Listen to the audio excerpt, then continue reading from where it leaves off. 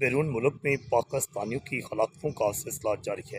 ایسا ہی ایک اور افسوسناک واقعہ یونان میں پیش آیا ہے، جہاں پر ایک پاکستانی نوجوان اپنے گھر میں بستر پر مردہ حالت میں پایا گیا ہے۔ بتایا گیا ہے کہ اس پاکستانی نوجوان کا نام جو ہے محمد ندیم ہے۔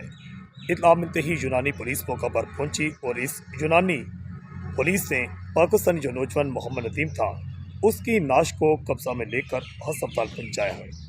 یونانی میڈیا کے مطابق یہ بات سامنے آ رہی ہے کہ جو محمد ندیم پاکستانی تھا، اسے تیز دھار آلہ لگتا ہے کہ چھری کے وار کر کے موت کے گھاٹ اتارا گیا، جبکہ یہ بھی بتایا جاتا ہے کہ اس کمرہ میں یہاں جو رہائش پذیر تھے 2 افراد رہتے تھے۔ محمد ندیم کا انتہائی قریبی رشتہ دار بتایا جاتا ہے کہ اس کا برادر نسبتی اس کے ساتھ یہاں رہائش پذیر تھا، جو کہ اس واقعہ کے بعد یہاں سے روح پوش ہے۔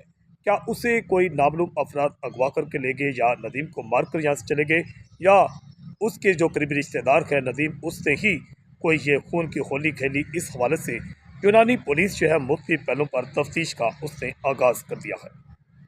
HDN سے میں ہوں آکاش نیاز۔